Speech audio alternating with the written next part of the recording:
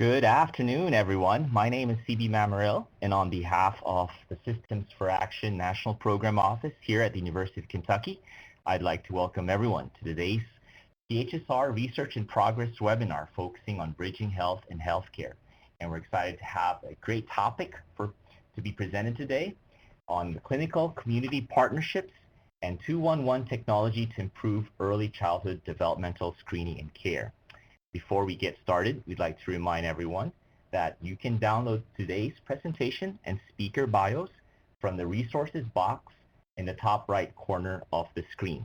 And also, throughout the presentation, you can also type in your questions at the lower right-hand corner of your screen in the chat box too as well. To give everyone a flow of how the webinar will move along, I will be first introducing our speaker, who will then give the formal presentation. Afterwards, I'll be presenting or introducing our three commentators. And afterwards, they'll be giving their commentaries. And then we'll give our speaker a chance to respond to the commentaries. And if there's still time, we'll open the webinar to questions from the audience. So with that, it is my pleasure to introduce our speaker and presenter for today, Dr. Bergen Nelson. Dr. Nelson is a Center Associate Faculty Member at the UCLA Center for Healthier Children, Families and Communities, and Assistant Clinical Professor at the David Geffen School of Medicine, Department of Pediatrics at UCLA. Bergen is a general pediatrician and a health services researcher who completed the Robert Wood Johnson Foundational Clinical Scholars Program at UCLA in 2011. Dr. Nelson's research interests include early childhood development, the connections between education and health, and improving systems of care for vulnerable families. Bergen has worked with public school districts in Los Angeles and San Francisco, as well as the federally funded Head Start preschool program on transformational initiatives that augment the role of early education programs and systems in promoting early identification and response to developmental concerns. Dr. Nelson received her MD at Harvard Medical School and completed internship and residency in pediatrics at the University of California, San Francisco, starting in the inaugural year of the Pediatric Leadership for the Underserved Plus program. Dr. Nelson has also taught elementary school in New York City for 2 years through the Teach for America program. So with that, Bergen, I will turn it over to you. Thank you so much. I am just want to make sure we're not getting feedback here. Okay. Coming loud and clear. Go ahead.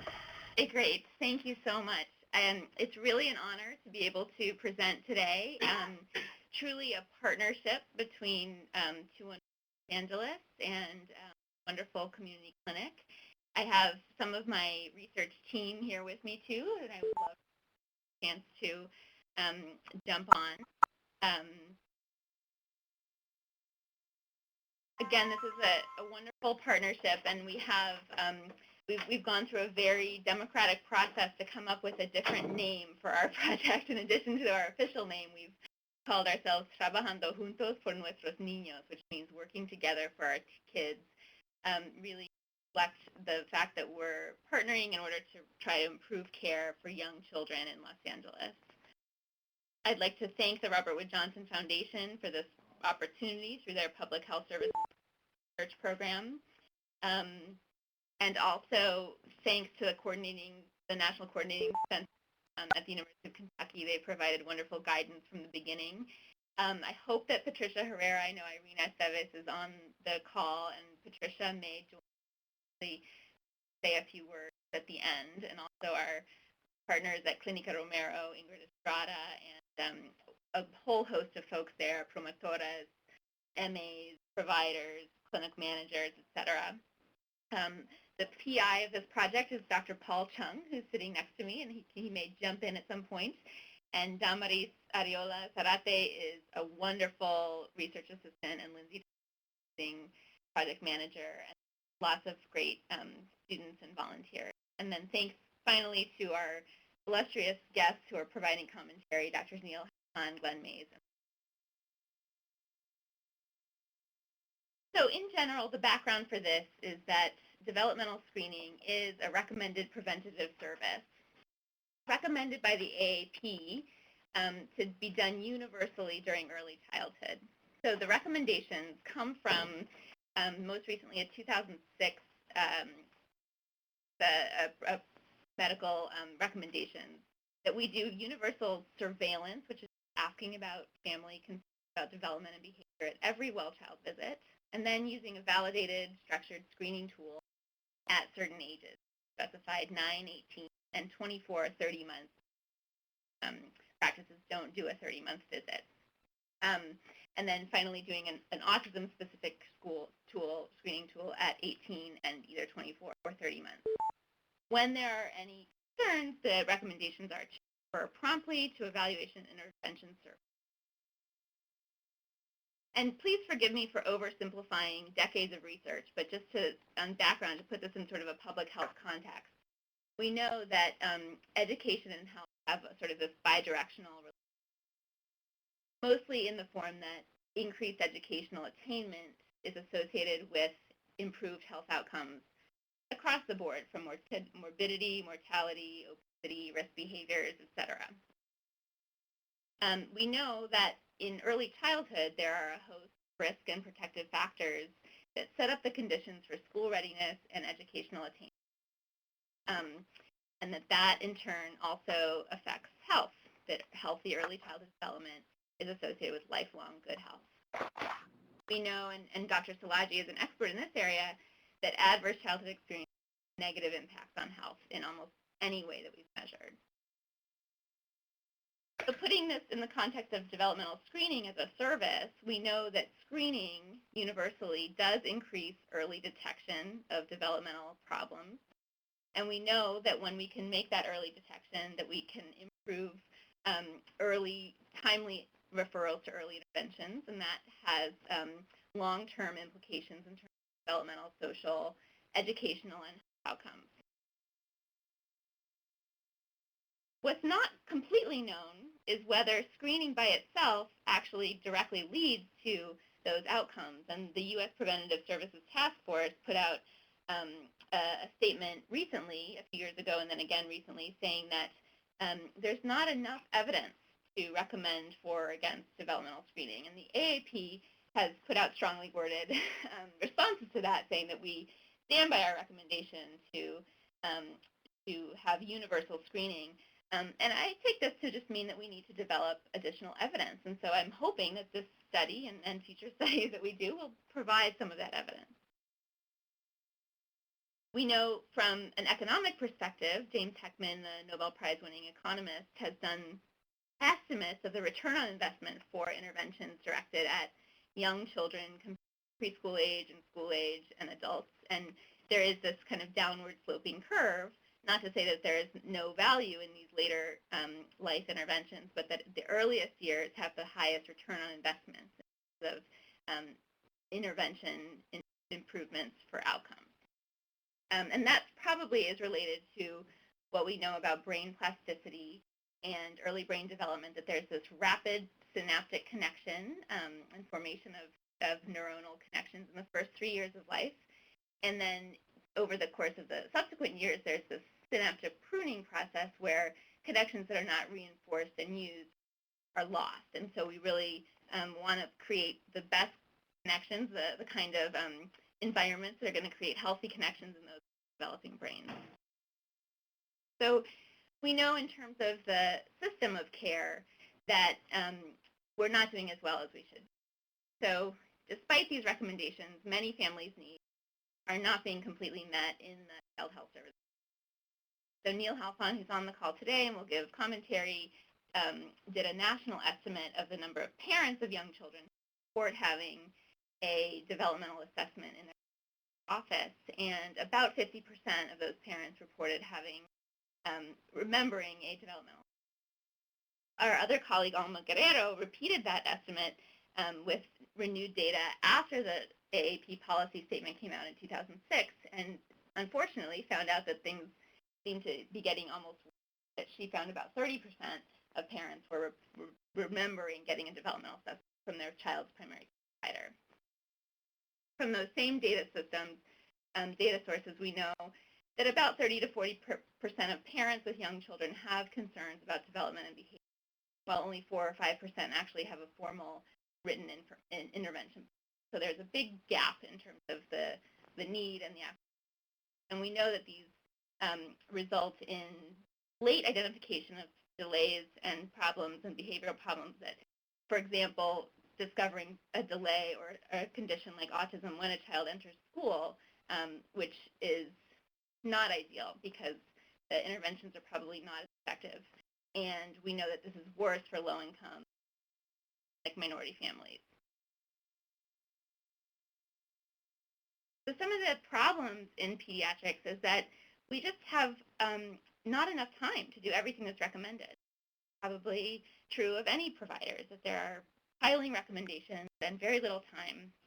We also have limited training in development and behavior, usually just about 1 month of formal development and behavior training in addition to continuity clinics. And then it takes some familiarity with the actual tools themselves in order to feel comfortable using them systematically. And then once we identify issues, we want to be able to refer families to resources, and there is a perception that there's enough referral resources out there, or we don't know where they are. And finally, once we send kids and families to referral resources, we don't know what happens to them unless they come back and see us again. But it feels sometimes like kind of a black box, and they're not necessarily good systems for care coordination and follow-up. And we know that if you really put a lot of effort into quality improvement, that we can increase screening. So there have been several studies looking at dramatically improved screening rates, but even in those situations, there are still some challenges in terms of follow-up and care coordination. So there are some barriers on the family level that families may not follow up with referrals because of logistical challenges, navigation issues, sometimes a feeling of stigma about the actual referral, not wanting to label children as having a disability. And then also at the clinic and provider level, very few clinics have really good systems of tracking and care coordination. So again, we often make these referrals and then just kind of families to come back and report on what happened. There's not good sharing of data across systems and setting up tracking for these kinds of services.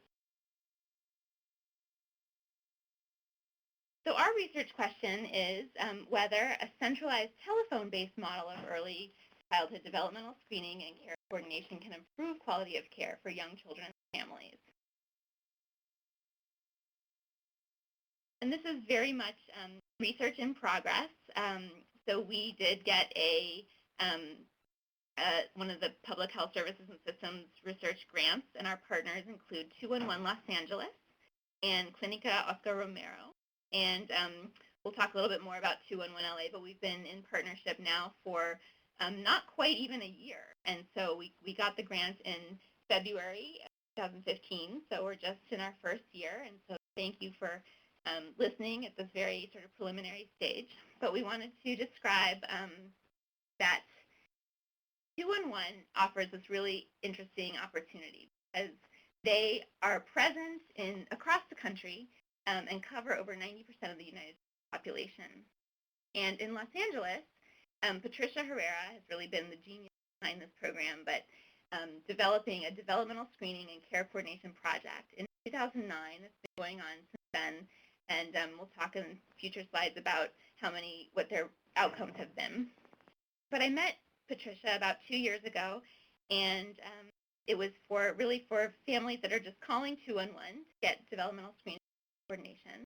And she introduced me as we were putting together this proposal to the folks at Clinica Romero, which is a federally qualified community health center in sort of central area adjacent to downtown Los Angeles, named after the Salvadorian priest and having a standing mission to provide high quality care to mostly low-income Latinos. So this is the 211 coverage, and those of you who are in Kentucky can see that your coverage is sort of toward the lower end, but many states have essentially 100% coverage, and many more states have 80 to 90% coverage, and this is defined by a landline. Call 211, dial those numbers 211, just like 911 or 411, that you would get this resource and referral person answering the phone that's connected to a resource database, and people call 211 for all sorts of reasons. They may call because they're having food insecurity, or they're having homelessness, or they need to find a job or childcare, or they're having issues with domestic violence. There's a huge range of reasons that people call 211, but typically they tend to be kind of a high-risk population, has needs for basic kinds of. And they took advantage of this in Los Angeles, and in the last few years have screened over 11,000 children from birth to 5. And what happens is when families call initially, they get a frontline operator, and if they have a child between birth and 5, they're offered this additional developmental screening, which then goes to a different care coordinator. There's a warm transfer that happens, and a trained developmental screening and care coordination person does online screening, and then connects families to whatever services are indicated by that screening. So not just for developmental and behavioral kinds of problems, but also to childcare, to family mental health, family literacy. And they published these results in 2012 and did show that, in general, the developmental status of these children, not surprisingly, was higher risk than the general population.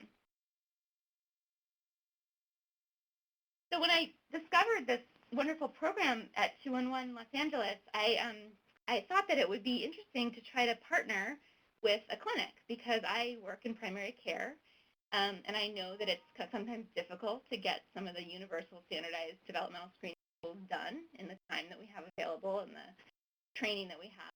So I thought it would be interesting to combine these two resources and really take the best of both worlds.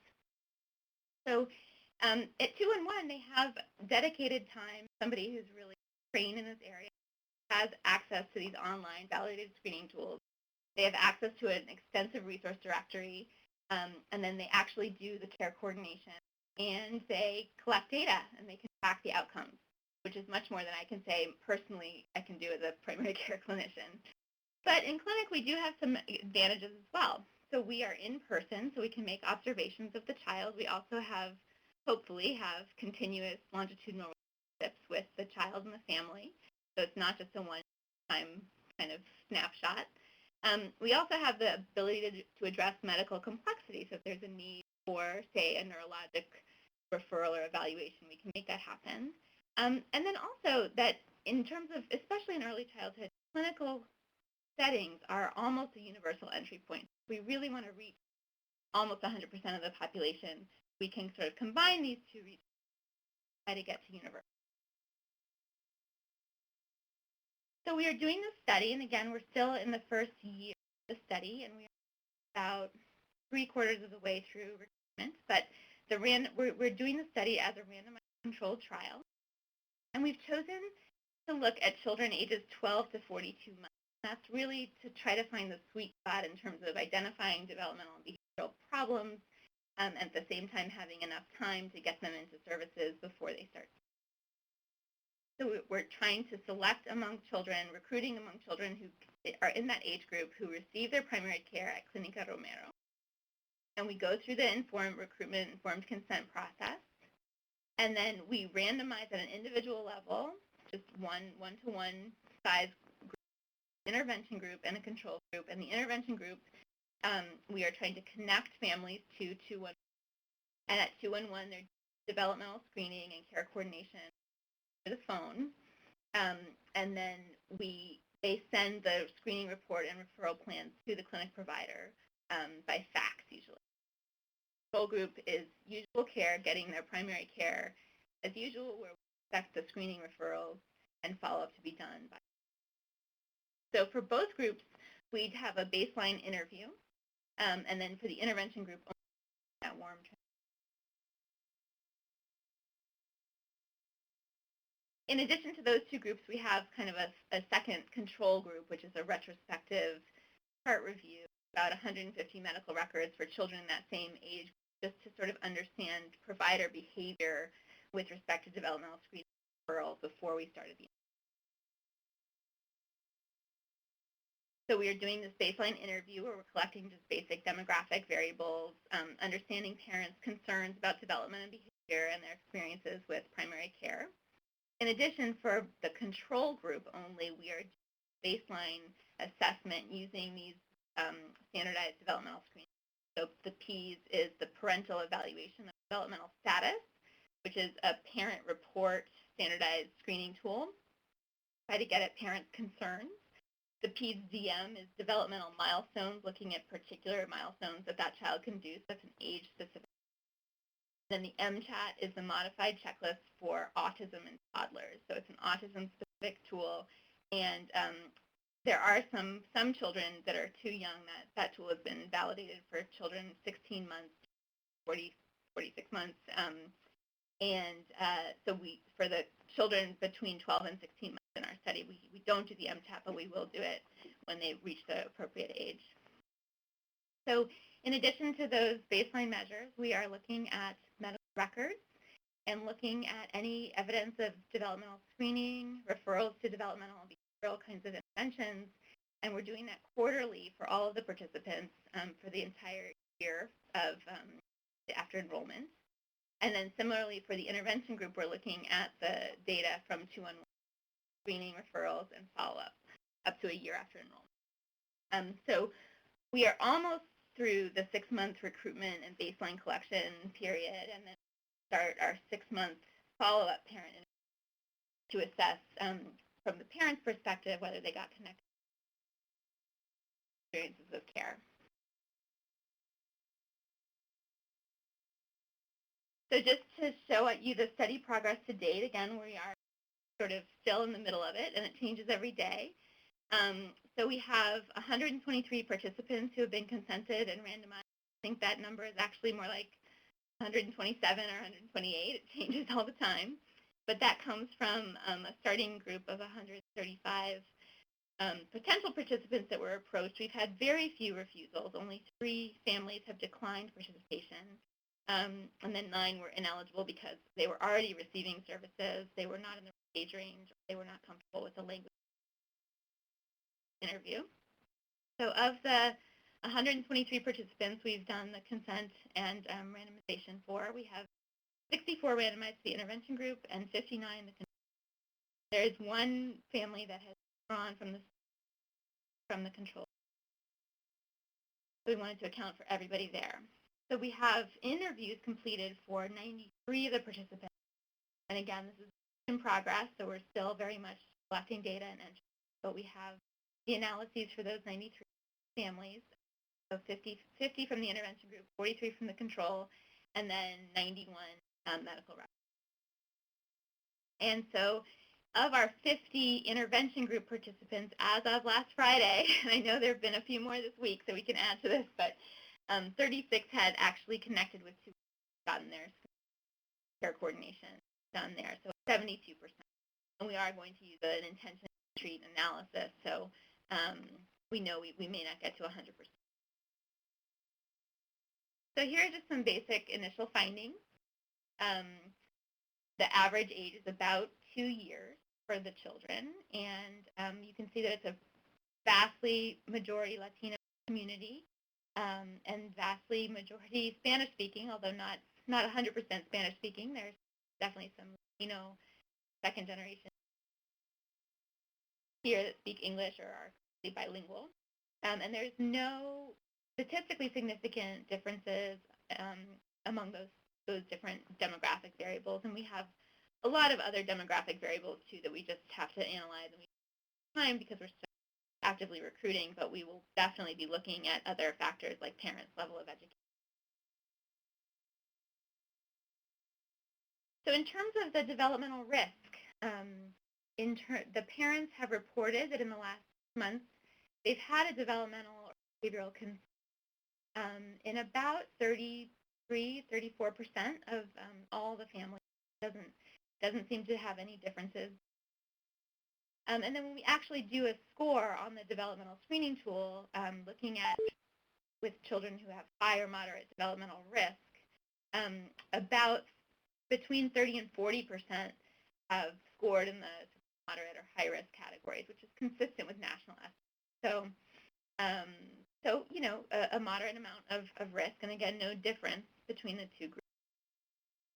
So in thinking about the pediatricians at the site and their behavior in terms of screening, there are developmental surveillance questions that are programmed into the EHR, the electronic health record of this clinic, and a high rate of children in their well child have gotten those screening tools. So, or those surveillance questions. So they ask about developmental milestones, between 85 and 90% of the time, and with no difference between. So those questions are absolutely count as part of the AAP recommendations on surveillance, but don't really count as screening. They are not validated. There's no way to really score them and determine who's at high risk of additional follow-up. So they're asking questions, but it's hard to know who is the higher. And then looking at the actual validated screening tool, we have not seen evidence in our control group of a validated screening measure being done. Although we know that they have been done some, and in our retrospective chart review, which we haven't completed yet, we are seeing so it's not actually for everybody all the time, but from the data that we have so far, it's that 72% of the folks in the intervention group and nobody in the control group have gotten a validated screening tool completed. And then thinking about the provider behavior, we wanted to know whether the provider was noting any developmental or behavioral concerns in medical records. That about between 10 and 14% of families are having some kind of in terms of the provider's assessment. So they are asking questions and maybe, but not using validated measures. And then finally, we're looking at referrals, and these are high-level referrals to our, in California, the regional centers of the prevention, or after age 3, school district special ed programs do that, finally other kind of speech therapists. So we included all those as high-level developmental kinds of evaluation and services, referrals, and you can see that 30% of the intervention group have gotten such referrals and just patients. So even at a very small sample, and this is still ongoing, we see a statistically significant difference.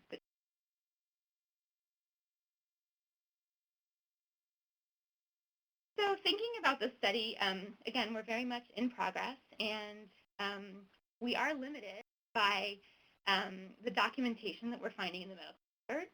So part of the study will be to do follow-up interviews with the actual providers, but then more importantly, doing follow-up interviews with the parents to understand what they received in terms of referrals. It's possible that there are referrals made that have just not been documented, and that at the 6th follow-up. And then thinking about the timing is another important variable that will factor into our analysis. But does time from the time of parents having a concern to when their actual services differ in those two groups? 6 months or several months could be a long time in the life of an early. And then in addition to those high-level developmental and behavioral services, we are interested in referrals to other early childhood programs. So child care, Head Start, Early Head Start, family support systems like mental health, financial support, family literacy. This clinic happens to be in the catchment area of a full integrated community initiative called the Magnolia Community Initiative that has all of those resources. So connecting families to those important part, we want to see what the difference is. We know just from the data we've collected so far that almost all of the folks who have been connected to 211 have received some kind of referral. For example, 72% of them have referred to early. And then finally, thinking about what is eligibility for actual services. So the screening does not determine actual diagnoses or eligibility. So it's possible that folks are getting referred and will not be eligible. So we want to understand. And then families' actual participation. And what are the costs adding this how both in and outside of the clinic.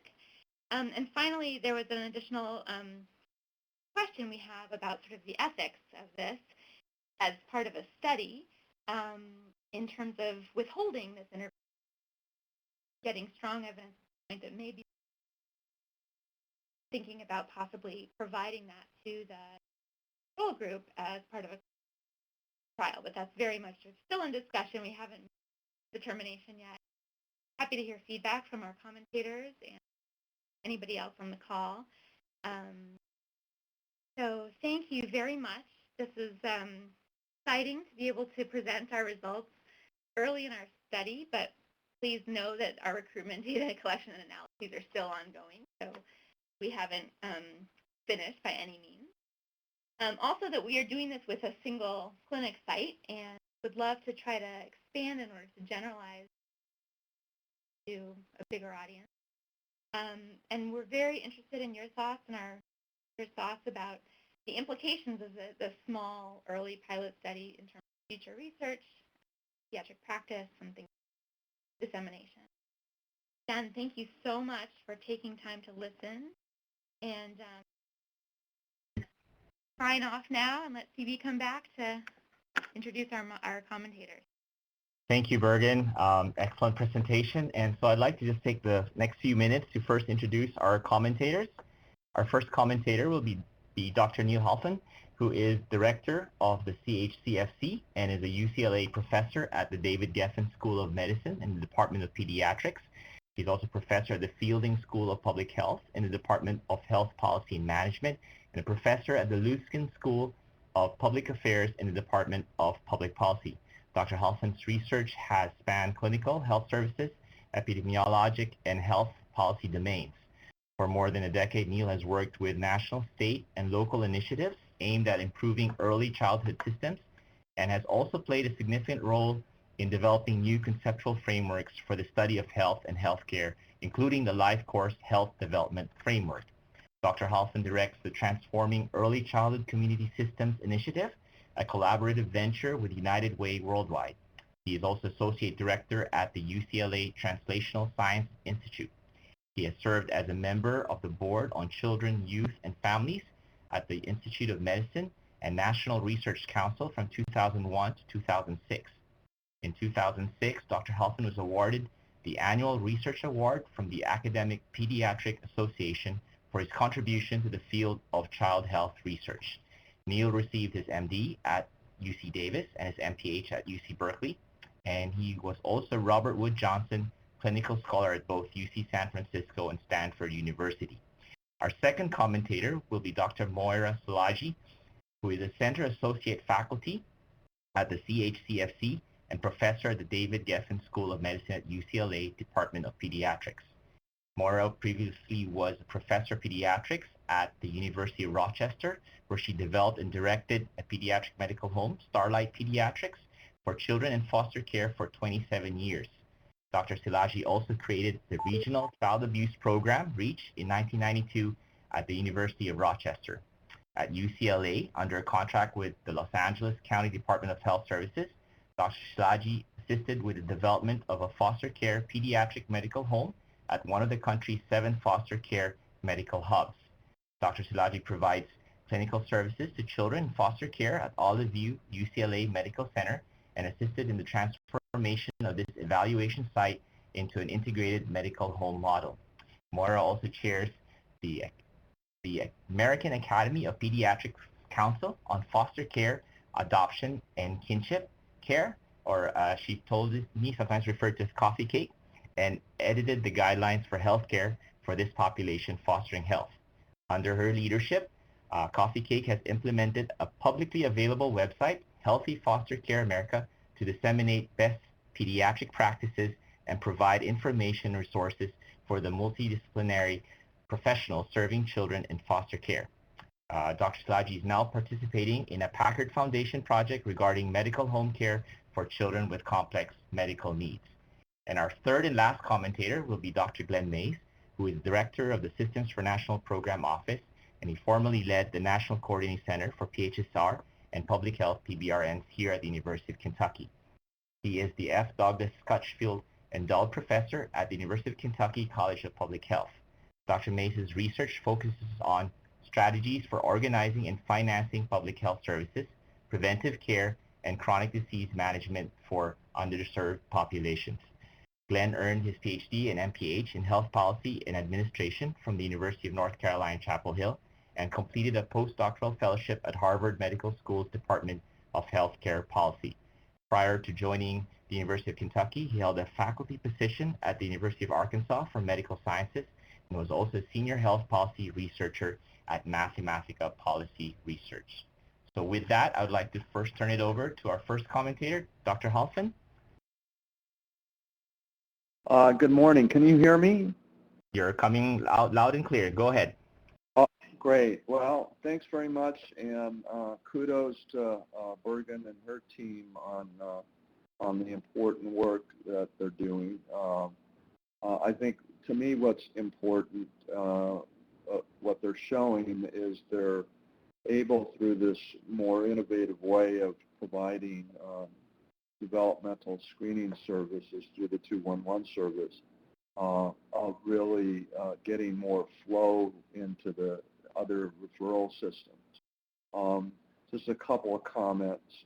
One is that we need to recognize the epidemiologic need for the work that is being done. We have increasing trends of children with disabilities in the United States that just continues to increase. There's a rapidly increasing number of kids with mental health problems, and that's happening. The increases happen as we've been looking at how do we improve developmental screening for the last 25 years. All the life course data is showing that these mental and behavioral and developmental problems, many of which aren't detected or until kids are in grade school or in adolescence, have their origins in early childhood developmental delays. And so that we really need to be focusing more on these kids, identifying them early. What we also know is that the system has been performing remarkably badly, not just in the number of kids that have been get routinely screened from the reports, like the research that Alma Guerrero and ourselves have done in the past. But when we look at across states at the IDA system, the number of children actually being referred for developmental disability services, it should be in the 4 to 6% range. And you see that achieved close to that in North Carolina and Vermont, and I think Minnesota is up there. But most of the other states are referring kids into the IDA system at about 1 to 2% of the population. I think and so really falling short of identifying these children early and getting them in. Now, that's the kids with developmental disabilities, and epidemiologically we know that's about 4 to 6% of children in the first 5 years of life. But what's more important, and I think comes out from the school readiness literature and from the growing literature on the number of children with behavioral developmental problems, is that it's more like 30 to 40% of children. And our original screening paradigm was set up, basically following on neonatal ICU kids and others with developmental disabilities. So we were only looking for the 4 to 6% of kids with the severe disabilities. But in fact, if we're not just going to identify kids with severe disabilities and we really want to optimize the healthy development and prevent other things down the line, we really need to be dealing with this 30 to 40% number. And the pediatric office has done a horrible job of identifying these kids, and actually has been a bottleneck. So research like what Bergen and the team have been doing are really important to see, are there alternatives from a procedural-based, doctor-centered, clinic-based orientation to one that really can begin to support, as RWJ has been talking about, a culture of health. I would say a culture of healthy development, where parents can call up and call a number and get the information they need in service, and demonstrate more agency and self-efficacy on their own part, and potentially begin to build a culture of in those communities that where mothers and other service providers are sort of working together to optimize the development of their children.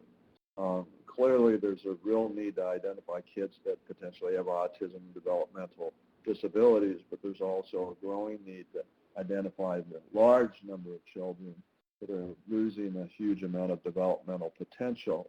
And from an epidemiologic standpoint and population attributable risk standpoint, that's potentially a much bigger problem and with bigger consequences. So again, I think that the results are very interesting and promising. I think the demonstration of the intervention group versus what actually happens in a fairly well-run FQHC really is a testament to the fact that we really need to be doing something different and more creative at a population level. And I think that this is very promising in terms of what might come forward. So let me stop there. Thank you, Dr. Halfin. I'll be turning it over to you now. Dr. Silaji? Hi, this is Silaji. Can you hear me? Yes, you can speak a little louder or come closer to the microphone a little more, but that would be perfect. Okay, great. Thank you. Very happy to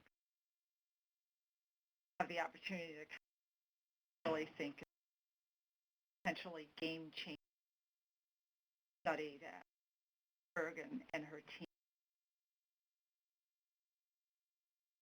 As Neil and Bergen both noted, the burden of childhood and what we're looking about early, all aspects, really makes this crucially important. Really good job. Children and families at risk and intervene. So as Bergen noted, the AAP recommends universal developmental validated. And yet the AAP does every few years practicing state and kind of validate Neil's point about and Bergen's point about families or ever having a developmental assessment by only 48% or ever using a very small percentage practices. I think to Neil's point about the 4% that the children fall into one domain or 5 domains validated.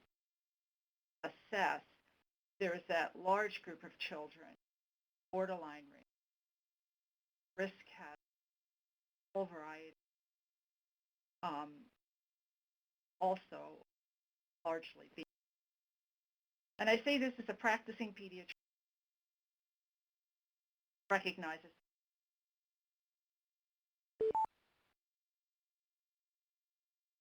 time and money, but also just the process challenge, identify a tool, figure out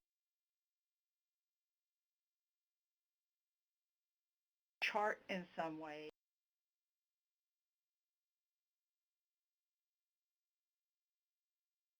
and then the office needs a system of bundles, referral, coordination. These are, while the concept of using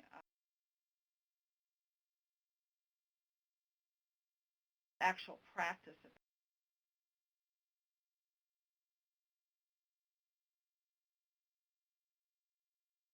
less resources. So one of the reasons I really like the approach using fairly universal system that has community-based referral resources they have access to.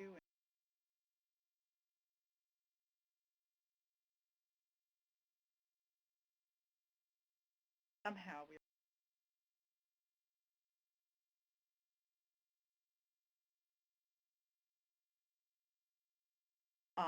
I can say that in practice, we did a we instituted a systematic developmental, a validated children in foster care. The initial purpose of the study was just feasible to do developmental. Our intention was to try to identify those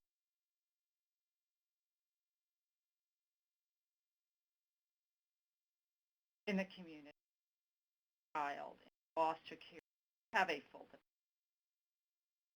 But in the process of introducing systematic screening and analyzing our data, we made a rather humbling discovery that even though we thought we were doing very good developmental, asking a lot, in fact, about half fuller developmental evaluation. And instead of referring 40%,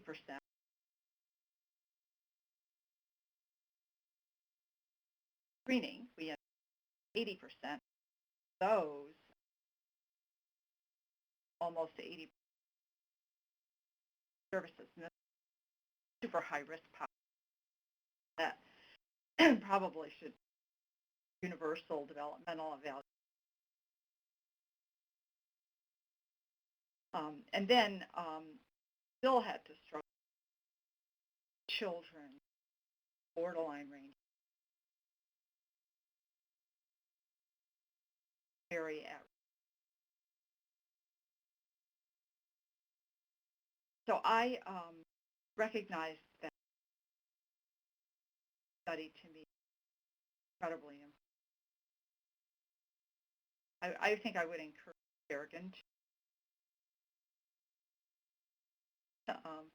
just to broaden the representation practicing people. And I say that recognizing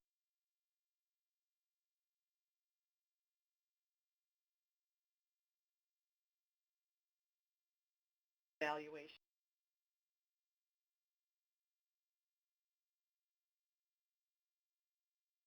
But I think it's such an important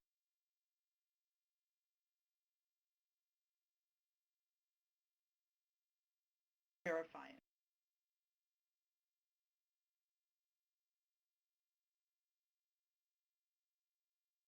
Scaling this.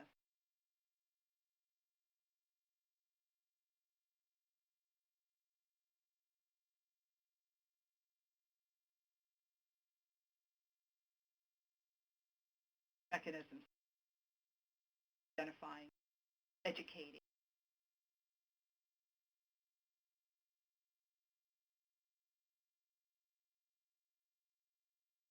Thank you, Dr. Szilagyi. And with that, I'd like to turn it over to Dr. Mays. Fantastic. Well, again, I'll be brief because we do want to have some time for some Q&A with our larger audience here. But again, congratulations to the collaboration from Los Angeles on this excellent study. And even though you're just partway through, you obviously have some very striking findings with some very important clinical and policy implications already. Partly, I want to highlight the fact that I think your study really does an excellent job of showing the benefits and the feasibility of incorporating pragmatic randomized trial designs into research in real-world public health and clinical care settings. As many of our fellow travelers in public health services and system research know, we've been encouraging the field to think about opportunities for incorporating pragmatic randomized designs more frequently into their work. And I think this shows that even with a complex intervention where you're connecting in clinical settings, connecting them up with a non-governmental community resource and seeking to leverage that that technology for clinical decision making. You guys have figured out a way to not only implement an elegant intervention, but also put a rigorous randomized design in place to really test efficacy and effectiveness in real-world settings. So that's very much to be applauded. A couple of more minor just observations and thinking through here. Well, I think that the findings are very striking. It would also, I think, be interesting to follow this, I think, just for completeness sake, to look at the possibility of or the potential for overuse with this technology as well, given the high rates of referral that you've seen here. I think just from a policy standpoint, policy stakeholders would probably want some reassurance that we're not over-identifying and over-referring as well. And again, I think you've got the plans in place with your study to take a look at that through some of the downstream data collection and medical records review. But I think that'll be an important kind of reassuring piece to bring in here. In terms of scale up, I also agree that that's a very important next step to think about after showing the real value of this intervention. How do we scale things up, and how do we look at the implementation issues around scale up? Are there eventually are there going to be capacity issues with the 211 system if we're to think about rolling this out to pediatric practices on a population-wide basis? What might those constraints be, and can we begin to think about and inform some of those scale-up issues through this research? And then finally, another issue to maybe think about for the future might be the issue of rescreening and how this intervention fits in, how this intervention might affect rescreening rates and rescreening implementation considerations, given that this is an intervention that is really designed to be to play out over time throughout the developmental course of the child's development. So that may be something to also look at down the road, or perhaps through follow-on studies as well, looking at the how this technology could be used, not just for getting in folks initially into the screening process, but for supporting efficient rescreening over time. So again, congratulations to UCLA and your team of partners in the community for making this study happen. Thank you, Dr. Mays. Thank you, Dr. Szilagyi. Thank you, Dr. Halton, for your comments. Before I turn it back to Bergen and the research team so that they can respond to the comments, we might not have enough time for questions, but you can type in your questions in the chat box, and we'll save that and we'll forward that to Bergen and her research team, or you can also get in touch directly with Bergen and her research team. And I remember that, Bergen, you said you wanted maybe some of your partners also to be able to respond. So I give you the remaining time to respond to the comments, and also if you want either your research team members or partners to also fill in, feel free to do so. Bergen? Thank you so much. I'm going to give this, Dr. Szilagyi has one more comment, and then I would love to have, if there's anybody from the research team that would like to chime in or type something into the chat box or call in, that would be great. And then I'd really love to respond briefly to the commenters' thoughtful comments. Thank you. This is more. I neglected to, and I think that's a piece. What is available through one that is often not the level of the pediatric follow-up, a feedback loop.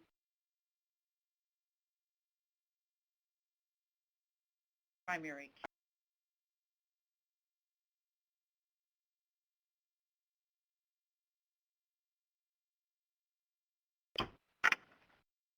Thank you. Yeah, I would love to emphasize that point also, that that screening is important, but it only gets you so far, and the care coordination follow-up is probably the most valuable contribution that the system. It's a challenge for providers to do it. It's challenging for families, and they're really the painstaking work of calling and to get in touch, and then also following up to see if they connected with services, if they're eligible for services, if they're receiving services, and that's really important work that I think, again, is the greatest value. Just been doing the screening tool is not as hard as that long follow-up process. So thank you so much to these really thoughtful commentaries. And if anybody in the audience would like to type in a question or a comment, we'd be happy to hear them. So please do that.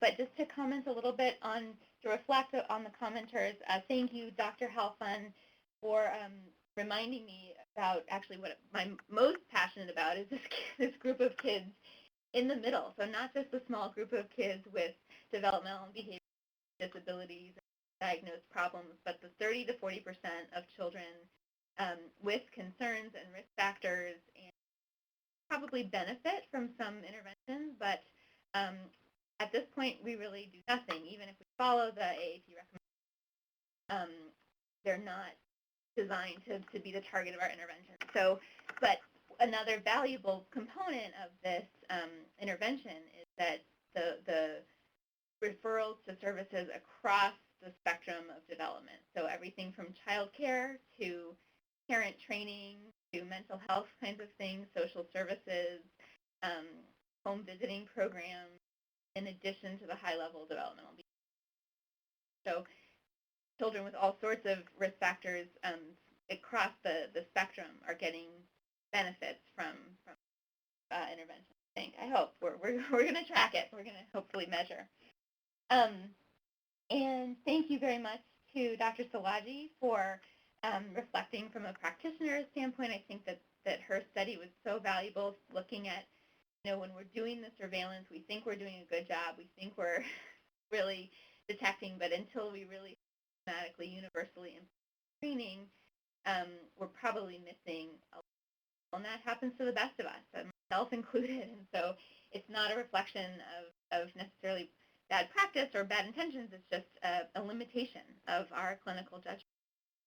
And so doing that screening, validated measures really improves our detection, and hopefully that will improve outcomes. And so thank you also to Dr. Mays for reinforcing the ideas behind the trial and supporting us in doing it. You've helped me think a lot about sort of the trade-offs between validity of a trial and our small trial versus what it would look like if we did scale it. Also about some of the downsides, thinking about overuse, over-referrals, costs. I think that's something we definitely should consider. So another benefit of the 2-in-1 program is that we find out who is referred but not eligible. So if there are over-referrals, we will be given our present study design. And something else we would love to measure, which again may happen in the expansion if we can do that, is to actually measure developmental outcomes.